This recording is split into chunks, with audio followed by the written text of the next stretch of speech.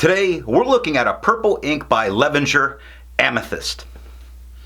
Hi, I'm Adam, and I'm an ink guy. I get inks, test them, and share the results with you. Now, there's timestamps down below so that you can skip around to the parts you're most interested in, but if you've got the time, I'd appreciate you checking out the entire video.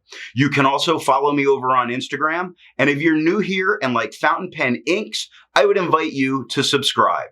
I do a new ink review daily. To make sure I have a range of experience with this ink, I do the writing samples. I then put the ink into this Platinum 3776 with a broad nib, wrote with it for a day, and took my notes for this video. This first writing sample is done on Clairfontaine, Tomoe River, and Rhodia paper in order to have some kind of standardization to look at. There's additional writing samples later in the video. Now, let's look at the writing sample. I picked this ink up in bottle form. And to keep my writing samples consistent, I use a Jinhao 159 with a Goulet 1.1 stub, a Jinhao X 450 with a Goulet medium, and a Jinhao X 750 with a Goulet extra fine. Unfortunately, I think Levenger is some of the only inks that you don't really get to test out as samples. Let's take a look at the Clairfontaine. No bleeding, no ghosting. The 1.1 is no feather spread, halo sheen, and no shade. The extra fine is a little bit lighter than the stub with no feather spread, halo sheen, no shade, 4 seconds to dry. Medium is a little darker than the extra fine, not quite as dark as the stub, with no feather spread, halo sheen, no shade, 4 seconds to dry.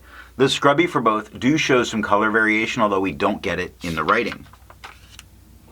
Tomoe River. No bleeding, normal Tomoe River ghosting. The 1.1 is no feather spread, halo sheen, no shade. The extra fine is lighter than the stub with no feather spread, halo sheen, no shade, 5 seconds to dry. Medium is the same tone as the extra fine with no feather spread, halo sheen, or shade, and 6 seconds to dry. The scrubby for both show no color variation, and we didn't get any. And Rhodia. No bleeding, no ghosting. The 1.1 is no feather spread, halo sheen, no shade. The extra fine is a bit lighter than the stub with no feather spread, halo sheen, or shade, and 4 seconds to dry. Medium is darker than the extra fine, not quite as dark as the stub with no feather spread, halo sheen, no shade, 4 seconds to dry. The scrubby for both do show some color variation, although there is none in the writing. I agree with Vita that I've learned a lot by doing multiple chromatographies. The one on the left is done the way it's supposed to be done. I put a line of ink down and immediately put it into water for 10 to 15 seconds. And we see that this is a true purple dye. This is not a mix making it. There's a little bit of bonding that's going on immediately with the filter paper, but the rest is pushing up and it's gathering at the top. Now the one on the right, I let dry for 10 minutes before I dunk it into water. And we see a very distinct purple line on the bottom and then a water separation a little bit. So it was really moving faster away from the water, and it gathered at the top. Now, it didn't completely separate itself, but you start to see the white of that filter paper there. Resistance tests are done to see how well this ink can be expected to perform on the page and how hard it may be to clean from your pen. I let the smear dry for 3 days before I test it.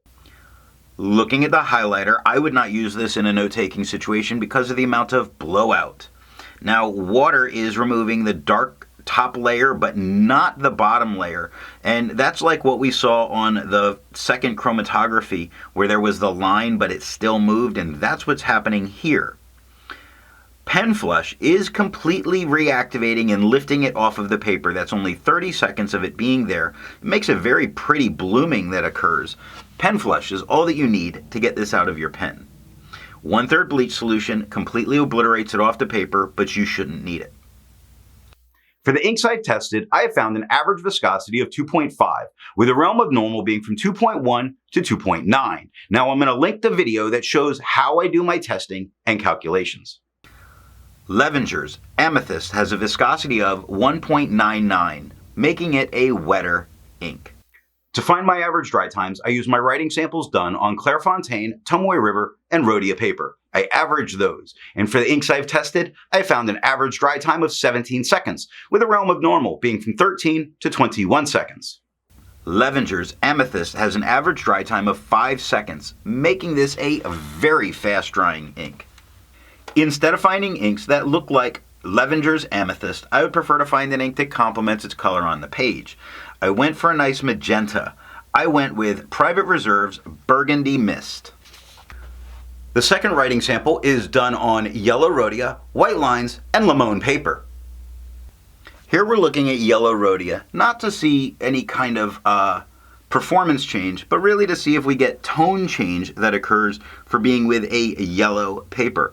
And we kind of do. This purple is a little blue leaning, but it's a definite purple with the yellow backdrop. Now, it's not like you would be using this ink most likely in your professional environments anyway. However, it's nice to know that it's going to change that tone just a bit to be more purple than it was on the white paper.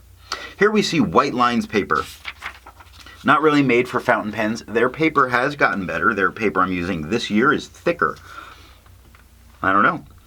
We see plenty of bleed. It does not touch the page underneath, but you cannot use the back of the page. The 1.1 has feathering all over it. Tiny little feathers. Not the worst, but it is there. No spread, halo, sheen, no shade. Extra fine is a lot lighter than the stub, with no feather spread, halo sheen, no shade, 1 second to dry. Now medium is darker than the extra fine, not as dark as the stub. No feather spread, halo sheen, no shade, 1 second to dry. The scrubby for both show us no color variation, and we got none. And last up is limon paper. Now, we get bleed spots that are occurring, but it's not coming all the way through. It's just making for a lot of shading, or a lot of ghosting shading. A lot of ghosting that's occurring. I don't know about being able to use the back of the page with that. The 1.1 has a ridiculous amount of feathering. It has spread. No halo, no sheen, no shade. The extra fine is the same tone as the stub. It has a ton of tiny little feathers all over it. No spread, no halo, no sheen, no shade, 1 second to dry. The medium, same tone as the extra fine and the stub, a lot of feathering all over it. No spread, no halo, no sheen, no shade, 1 second to dry. The scrubby for both show us no color variation, and we're really not getting it, and that is all that I have for the writing sample. So what do I think of Levenger's Amethyst? It's a very nice blue with a very slight purple lean to it. Its fast dry times are going to make it very helpful in a professional environment where I think it would easily pass. And then the normies with their ballpoint might not realize you're using a fountain pen. So what nib and pen are going to give the best writing experience with this ink? While I enjoy the tone that it puts down, I find that it looks much nicer to me from a wet fine than it does from a wet broad. I do new ink reviews every single day, so if you're new here, go ahead and hit the subscribe button. Thanks for watching.